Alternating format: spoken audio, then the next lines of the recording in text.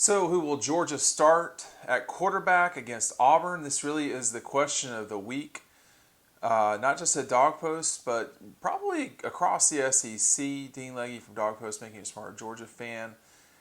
It's a good question. Let's go through the options. There are a few. First of all, you've got Dwan Mathis, who started a week ago. Really had a not ideal day in Fayetteville. But he started that game for a reason, clearly, that he didn't play as well as he would have liked and that the team did not play well when he was in there. That's got to be a little bit concerning for Kirby Smart and company, who have not really leaned any way publicly this week. And, of course, we're not able to see practices in any way, so we can't really know who's going with the ones, twos, or threes. Secondly, you've got Stetson Bennett, who came in and played, really pretty well for Georgia. I think it was something like 20 of 29, a couple of touchdowns. I would say he put the ball in harm's way once with a throw into double coverage against George Pickens, changed the game with that 2-point conversion. Is this a situation with Stetson where this is a one-time shot? Georgia needed someone to come off the bench and get a win, and it was Stetson's time to do that. He did it. Or is this a thing where, hey, Georgia's going to rely on its defense the bulk of the time anyway. We need some time to get ready for Todd Monken's offense to sort of be implemented, and Stetson may buy you time to get to where you got to go. That might be hard to believe. I think if they are going with Stetson, they think he's the best guy for the job. He certainly was Saturday. And then finally, you've got JT Daniels, who is cleared for the first time to play football in a year and a month, basically. I mean, he had an ACL injury at SC about 13 months ago. Kirby Smart announcing to us on Monday that he was clear and ready to play. What you hear about JT behind the scenes is that he's a guy that gets the ball out quick. I think he is the person with the most experience in terms of playing college football on this in this quarterback room. And they got 4 guys right now. Carson Beck did not play on Saturday, or I would be mentioning him as well. So it seems like those 3 guys are the guys that you'd be focused on. It seems to me that Daniels is the most likely to start. I have gotten out of the prognostication business for Georgia quarterbacks. I learned a few years ago that that's just not an ideal place to sit. And I don't know in this case. It does feel the most like JT because of the experience, the people I talk to inside the program. I mean, it doesn't even have to be the people I talk to. I mean, Kirby Smart has said over and over again, he used the word experience. And when, I don't know why this just came to mind, because the situation is not exactly the same at all. Because this was a more complicated situation. This was a more simplistic situation at Clemson in 2018. You had a guy coming in, Trevor Lawrence, who was clearly going to be your quarterback by the end of the year, and Kelly Bryant, a guy who was really struggling. But for Clemson, it was an easy call. It was pretty evident on the field.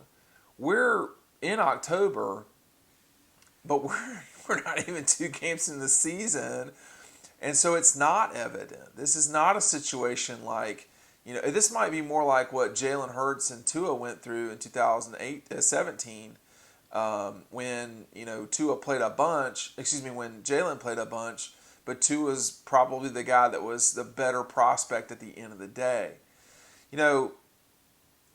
Georgia needs to play Dwan Mathis. They need to develop Dwan Mathis. They need to play Carson Beck. If he's going to play this year, they need to play Carson Beck so that he can develop. But Beck is even further along in the development world, I think, than Mathis.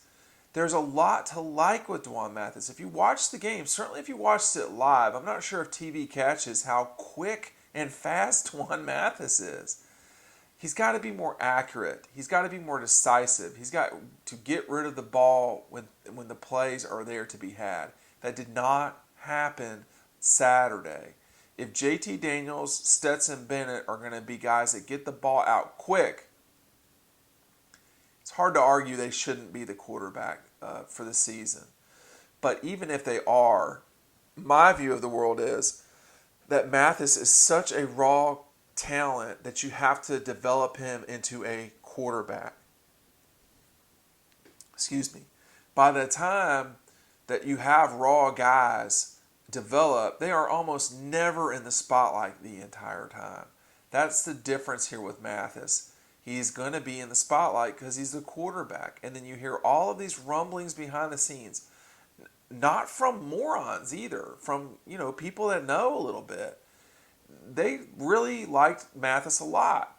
But for me, the hesitation from the people that I talked with was Daniels has the most experience. And that was after Jamie Newman left. I mean, again, how this went was you had Jamie Newman, the presumed starter. Here comes JT Daniels. Those two are fighting it out. Carson Beck is making plays. No one's talking about Stetson Bennett at all. And you, of course, also have Dwan Mathis. Jamie Newman leaves.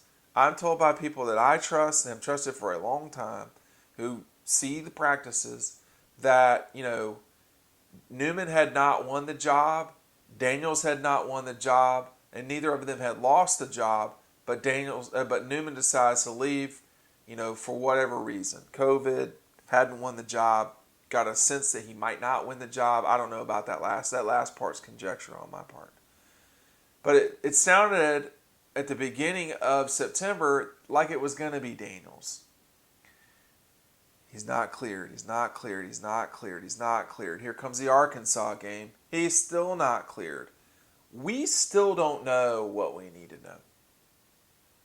And my position from the beginning of this, in terms of writing on Dog Post, which is where you should go. You should go sign up for the newsletter. Educate yourself. We send a newsletter out every day. It's an insider look at the Dogs. Was that this thing was going to get decided on the field. Well, we're in game 2. Georgia's about to play a top 10 matchup against an Auburn team that's not as powerful on defense as they've been in the past, but it took Georgia a half to get going against one of the worst teams in the SEC last week. So there's certainly cause for concern there. But we don't know, and this is going to get played out on the field. Georgia should get past Auburn, but then you've got Tennessee, another game they should get past. But then you've got the game with Alabama, a game that you can win. And we're just going to see what the lines are going to be like. I mean, Georgia's going to be anywhere from a 4 to 7 point underdog in that game. If you win that game, your season opens up suddenly in a big way. If you lose it, every single game you play from that point forward is almost an elimination game. Easy for me to say. Because of how bad LSU is and how bad Texas A&M looks. It looks like it's going to come down to a one-game scenario with the Gators. So you cannot lose any other games. No dumb losses, along the way. Dumb losses are not common under Kirby Smart, but one happened last year. So you don't want to get in that situation. So these quarterbacks matter a ton. That's why you're watching these videos. You know what I'm saying is true. So for Georgia, this is probably going to get decided on the field this Saturday and the Saturday after that. Now, that's not common, but then again, nothing about this year, nothing about this football season, and nothing about this situation at quarterback for Georgia is common, okay, or normal. So we got to forget normal and move forward as the season goes on. My suspicion, JT Daniels, we'll see.